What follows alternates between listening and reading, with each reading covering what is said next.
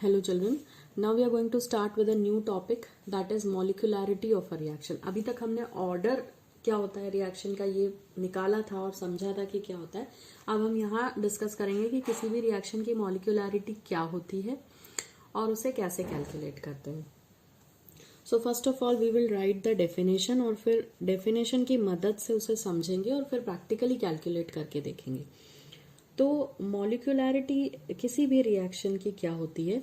It is defined as the number of reacting species. It's a number, ध्यान दे, it's a number of what?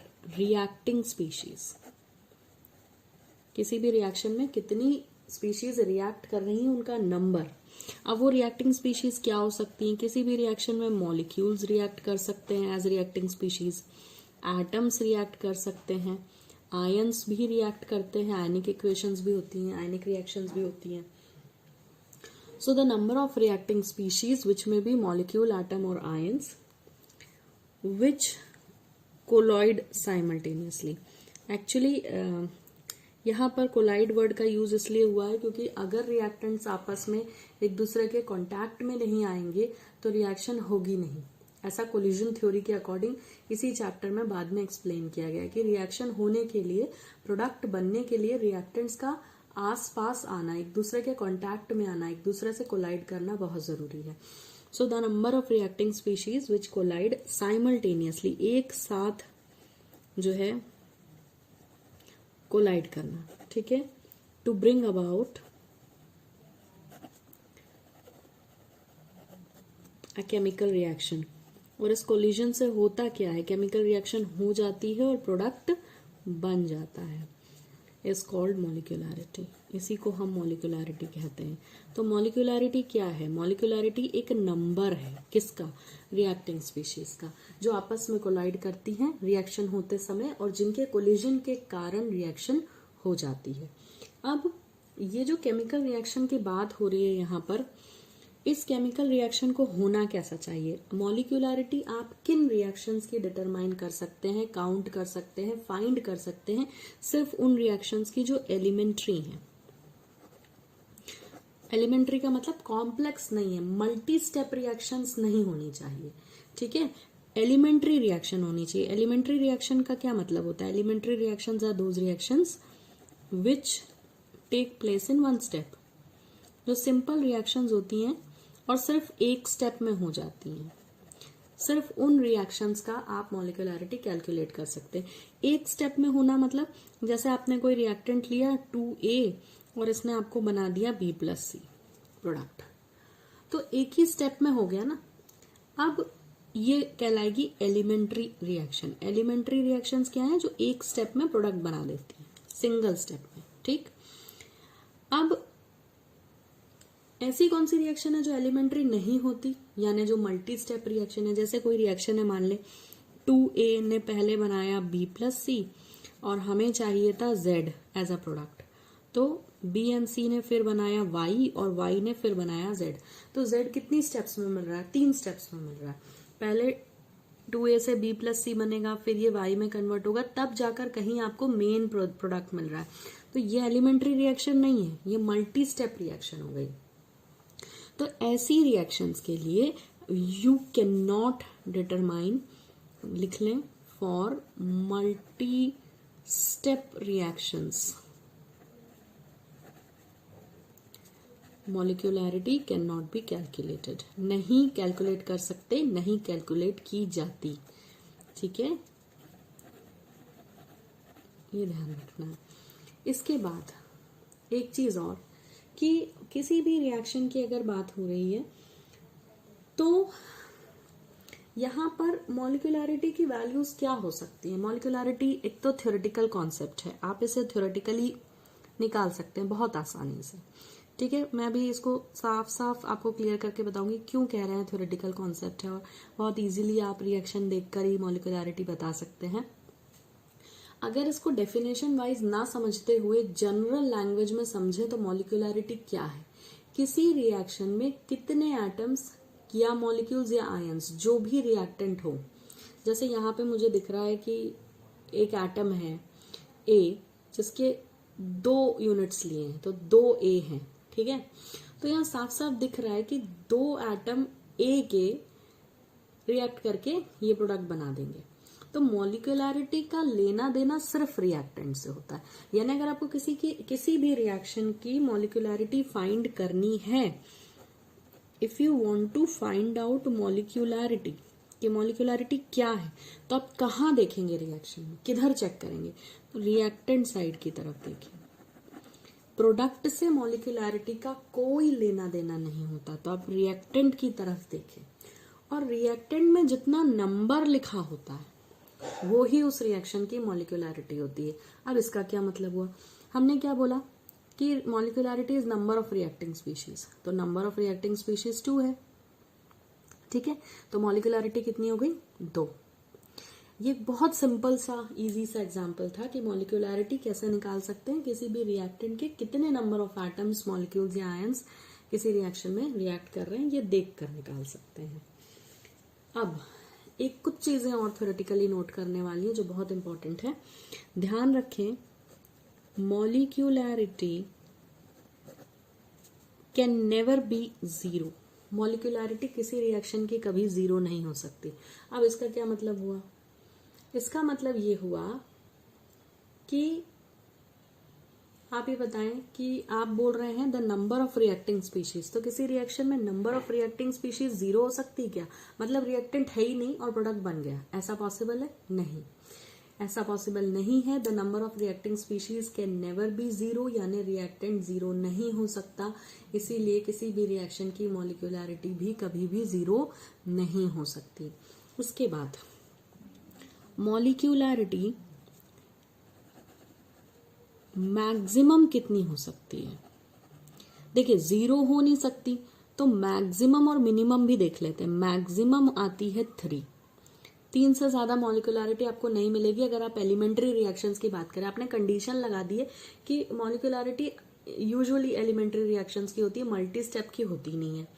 और मॉलिक्यूलैरिटी की value अधिकतर max to max 3 आएगी, इसको भी मैं एक्सप्लेन करूंगी।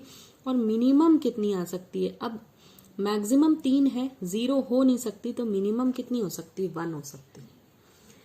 अब 0 को हमने कंसीडर कर लिया, मिनिमम मैक्सिमम कंसीडर किया। अब क्या बचा है, एक सवाल और बचा है, एक सवाल और बचा है, क्या मॉलिक्यूलैरिटी P/Q के फॉर्म में हो सकती है, यानी क्या वो फ्रैक्शनल हो सकती है? जवाब है फ्रैक्शनल भी नहीं हो सकती। इसको भी मैं एक्सप्लेन करूंगी कि क्यों फ्रैक्शनल नहीं हो सकती। तो आई होप आपको समझ में आया कि 0 क्यों नहीं हो सकती। 0 इसलिए नहीं हो सकती क्योंकि number of reacting species is equal to molecularity, और किसी भी रिएक्शन में रिएक्टेंट यानी रिएक्टिंग स्पीशीज तो कभी 0 हो नहीं सकते, तो मॉलिक्यूलैरिटी इसलिए कभी भी 0 नहीं होगी। मिनिमम 1 और मैक्सिमम 3 का कॉन्सेप्ट भी मैंने समझा दिया कि मिनिमम 1 होगा क्योंकि 0 नहीं है, तो कम से कम 1 हो सकती है और ज्यादा से ज्यादा 3। अब ज्यादा से ज्यादा 3 वाली जो बात है उसका क्या रीजन है, देखें जब भी कोई रिएक्शन होनी होती है तो हमने कहा मॉलिक्यूलैरिटी की डेफिनेशन में कि रिएक्टेंट्स को आपस में कोलाइड करना है, टकराना है, पास आना है, तब रिएक्शन होगी। अब आप एक बात बताइए, अगर आपको कोई काम अकेले करना है तो आप अपनी मर्जी के मालिक हैं। आपने सोचा मैं 10 बजे ये उठकर यहाँ चला जाऊंगा या ये काम करूंगा, तो आपने सोचा है अकेले ने, तो आपके दिमाग से आप कंट्रोल कर सकते हैं, आप 10 बजे बिल्कुल बराबर उस काम को कर सकते हैं। मगर मान लें कि आपने सोचा है कि इस काम को 10 बजे मैं अपने भाई या बहन की मदद से करूंगा, तो आप तो 10 बजे खड़े हो वो काम करने पर, कोई जरूरी है कि 10 बजे करेक्ट आपका भाई और बहन भी उस काम को करने के लिए तैयार हो सकता है वो कह दे कि आधा घंटा रुक जाओ मैं आता हूँ, है ना। या मान लें कि आपने सोचा है कि 10 बजे मैं ये काम अपने दो और दोस्तों की हेल्प से करूंगा, तो आप तो 10 बजे पहुंच गए वो काम करने, बट वो 2 दोस्त तो अपनी मर्जी से आएंगे। यानी कि जितना ज्यादा नंबर ऑफ इंडिविजुअल किसी काम को करने में बढ़ने लगते हैं उतना ज्यादा वेरिएशन आने लगता है, सबकी टाइमिंग अलग अलग हो जाएगी। जरूरी नहीं कि सब रिपोर्ट एक समय पे करें और उस काम को सेम टाइम पे चालू करें, लेकिन अगर एक व्यक्ति है तो डेफिनेटली उसने जो टाइम सोचा उस पर वो काम चालू कर देगा।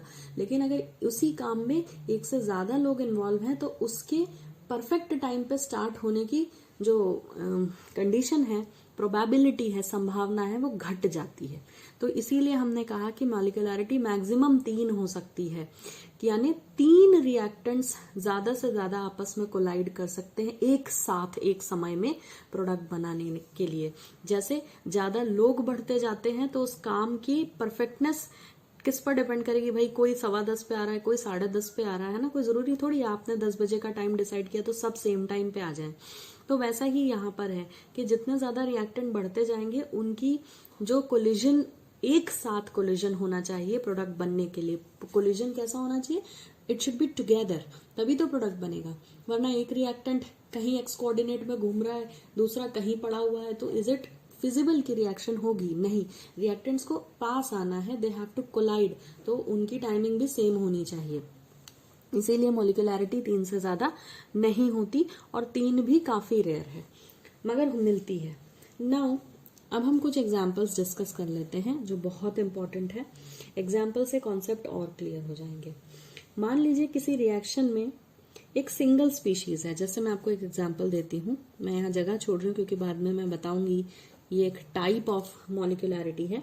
H2O2 हाइड्रोजन पेरोक्साइड मॉलिक्यूल है, इसका डिसोसिएशन अगर होता है वाटर और हाफ O2 में।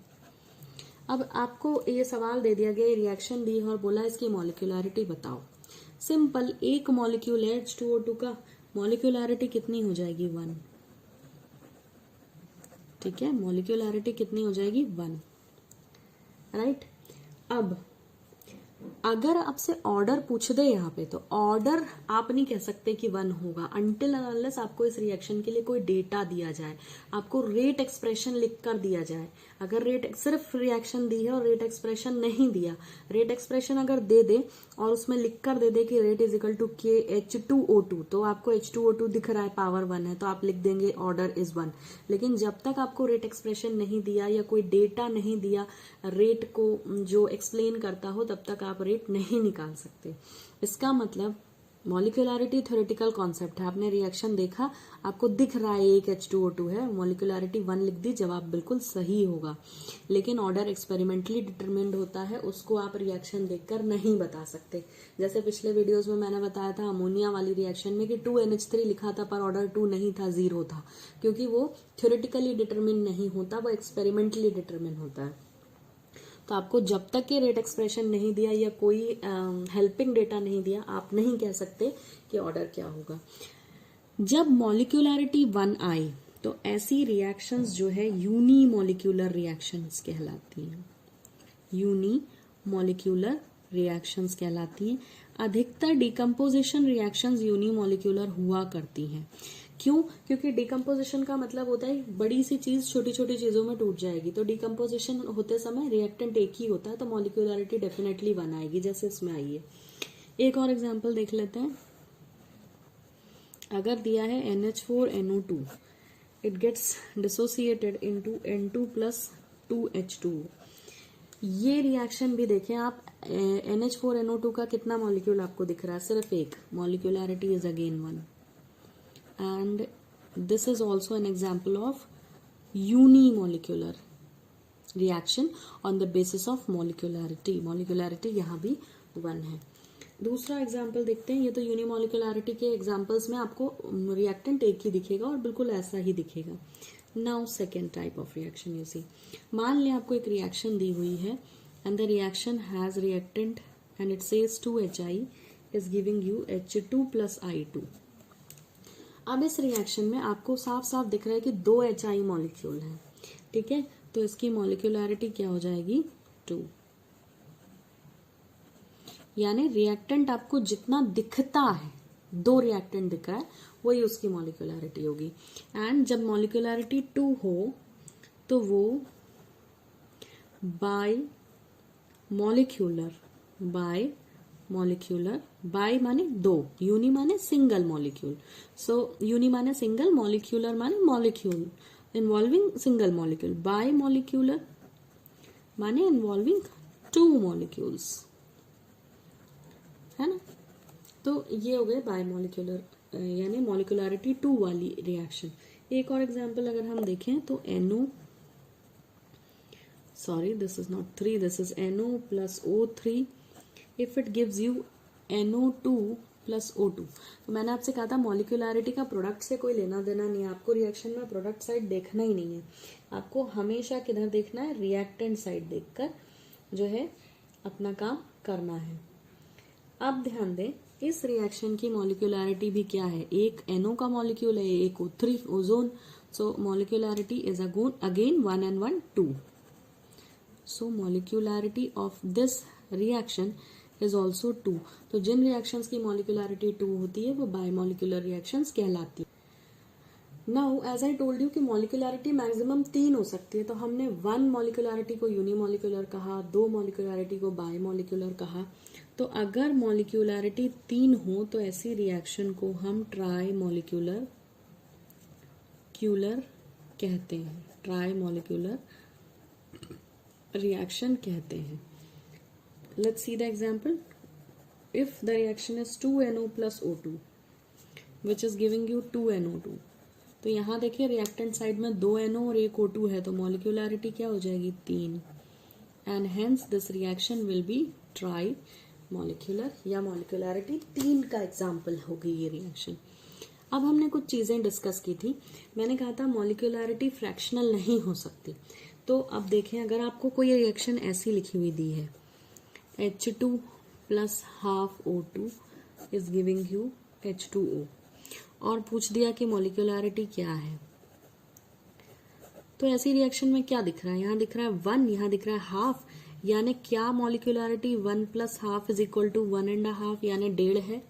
जवाब है नहीं, क्योंकि हमने क्या पढ़ा, मॉलिक्यूलैरिटी कैन नेवर बी फ्रैक्शनल। लिख लें, पहले भी लिख चुके हैं, फिर से लिख लें इस एग्जाम्पल के साथ, मॉलिक्यूलैरिटी कैन नॉट बी फ्रैक्शनल, वो फ्रैक्शनल नहीं हो सकती। तो फ्रैक्शनल नहीं हो सकती, तो अब इसकी मॉलिक्यूलैरिटी कैसे निकालें? कुछ नहीं करना है, इसको ऐसे नंबर से मल्टीप्लाई करें कि यहाँ होल नंबर आ जाए।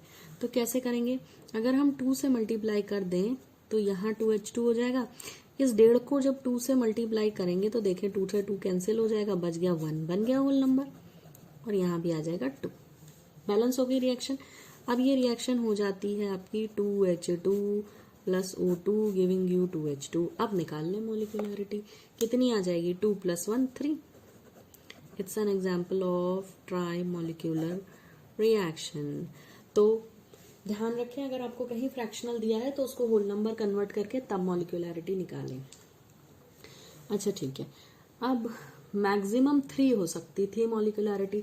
अगर आपको कहीं ऐसा सवाल मिल जाता है 4A plus 2B plus 3C is giving you 9D, ठीक, तो यह मॉलिक्यूलैरिटी क्या दिख रही है, 4 + 2 6 + 3 9, मॉलिक्यूलैरिटी दिख रही है 9। तो क्या आप जवाब मॉलिक्यूलैरिटी इज इक्वल टू 9 लिखेंगे? आंसर है नहीं लिखेंगे। क्यों नहीं लिखेंगे? क्योंकि मैंने आपको पहले ही बताया कि molecularity can not be more than 3, 3 से ज्यादा आपकी आएगी ही नहीं कभी। अगर आ रही है तो आपको जवाब क्या लिखना है, for this reaction molecularity can not be determined, determine नहीं हो सकती। क्यों नहीं हो सकती? क्योंकि इतने सारे रिएक्टेंट है, 4A 2B और 3C कब आपस में टकराएंगे, कब रिएक्शन होगी, मतलब this can not be a single step reaction. और अगर रिएक्शन एलिमेंट्री नहीं है, सिंगल स्टेप नहीं है, तो उसकी मॉलिक्यूलैरिटी कैलकुलेट नहीं हो सकती। ये मैं आपको पहले ही बता चुकी हूँ कि मल्टी स्टेप की रिएक्शंस की मॉलिक्यूलैरिटी नहीं हम बता सकते। नाउ लेट्स सी, एक बहुत इंपॉर्टेंट टॉपिक जो बचता है मॉलिक्यूलैरिटी पढ़ लेने के बाद, ऑर्डर हम ऑलरेडी पढ़ चुके हैं, कि what is the difference between the two. ये एक बहुत इंपॉर्टेंट टॉपिक है। So difference between the molecularity and order of a reaction. Molecularity भी किसी ऑर्डर की जो है पहचान देती है, और ऑर्डर भी, लेकिन इन दोनों में क्या अंतर है? तो एक अंतर तो आप डेफिनेशन से निकाल सकते हैं कि मॉलिक्यूलैरिटी की डेफिनेशन लिख दे, molecularity is the number of reacting species undergoing simultaneous collision in the elementary और सिंपल रिएक्शन, है ना। तो मॉलिक्यूलैरिटी क्या है, नंबर ऑफ, मैं शॉर्ट में लिख रही हूँ, आप पूरी डेफिनेशन लिखेंगे यहाँ पर। So molecularity is the number of reacting species, ठीक है, पूरी डेफिनेशन लिखे। तो मॉलिक्यूलैरिटी रिएक्टिंग स्पीशीज का नंबर होती है, लेकिन ऑर्डर क्या होता है? ऑर्डर की डेफिनेशन हमने लिखी थी, order is the sum, order sum होता है ऑफ द पावर्स, यहाँ ऑर्डर की डेफिनेशन लिख देंगे। इसमें पावर्स ऐड कर ली जाती हैं। कौन सी पावर्स? जो आपको कॉन्सेंट्रेशन टर्म्स में दिखती हैं, concentration terms in rate law expression की, रेट लॉ एक्सप्रेशन या रेट एक्सप्रेशन आपको दिया होता है, उसमें आपको जो पावर्स दिखती हैं वो आप जोड़ लेते, यानी कि मॉलिक्यूलैरिटी रिएक्शन देखते से बताई जा सकती है। लेकिन जैसे मैं इसको समझा देती हूँ आपको, ये दोनों में डिफरेंस। मान लीजिए कि आपको एक रिएक्शन दिया हुआ है और रिएक्शन है 2A + B giving you 3C। अब इस रिएक्शन को मैंने जैसे ही देखा, इसकी मॉलिक्यूलैरिटी कितनी हो जाएगी? देखते से 2 + 1 3, मैंने बोल दिया इसकी मॉलिक्यूलैरिटी 3 है, साफ साफ दिख रही है। 2A 1B से कोलाइड करके प्रोडक्ट बना रहे हैं, तो मॉलिक्यूलैरिटी दिख जाती है। और जो दिख रही है वो बता दें, मिनिमम 1 दिख जाती है, मैक्सिमम 3। इससे आगे पीछे आए तो फिर मैं आपको बता चुकी हूँ, 0 नहीं हो सकती, फ्रैक्शनल भी नहीं हो सकती, और 3 से ज्यादा अगर दिख रही तो लिख दें कैन नॉट बी डिटरमिन्ड। यहाँ 3 दिख रही, लिख दिया।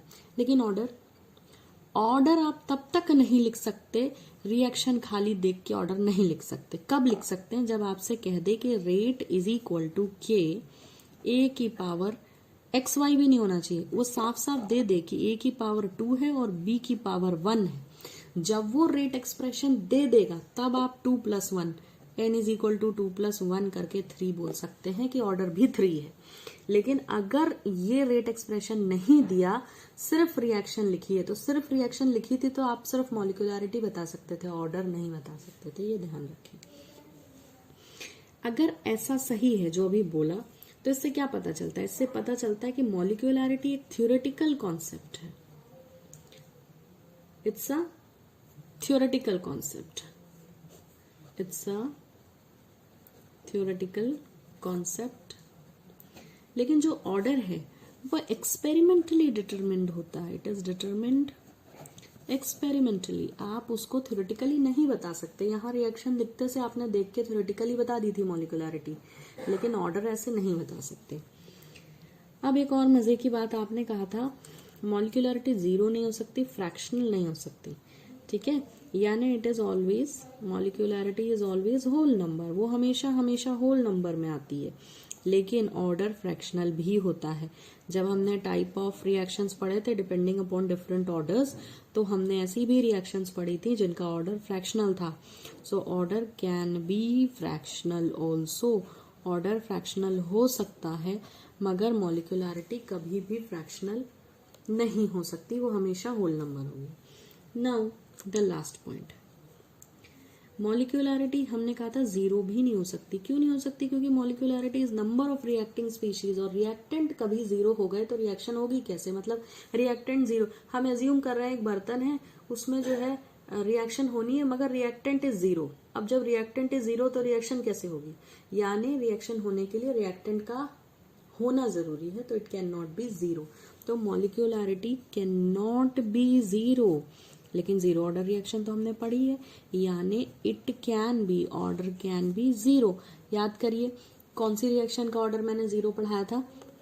अमोनिया का डिसोसिएशन पढ़ाया था, है ना। इस रिएक्शन का ऑर्डर 0 होता है, याद कर लीजिए। और इसी रिएक्शन पे बोर्ड में एक क्वेश्चन आया था, ये रिएक्शन दी गई थी और लिखा था tell the molecularity and order of this reaction and calculate the unit for rate constant for this reaction. 2 number का क्वेश्चन था बोर्ड एग्जाम में। तो मॉलिक्यूलैरिटी इस रिएक्शन की 2 होगी, क्योंकि दिख रही है इट्स अ बाइमॉलिक्यूलर रिएक्शन, लेकिन ऑर्डर इसका 0 है, ये आपको याद रखना है। और यूनिट जो है 0 ऑर्डर के लिए जो है आप कैलकुलेट कर चुके हैं। अगर आपको नहीं आता है तो रेट कांस्टेंट की यूनिट कैलकुलेशन सेक्शन को रेफर करिए। And these kind of questions are asked in the exam. Even the difference between molecularity and order is very important for the purpose of examination. So I hope ये आपको समझ आया और सब कुछ clear है. Thank you for watching. Now we'll meet in the next video.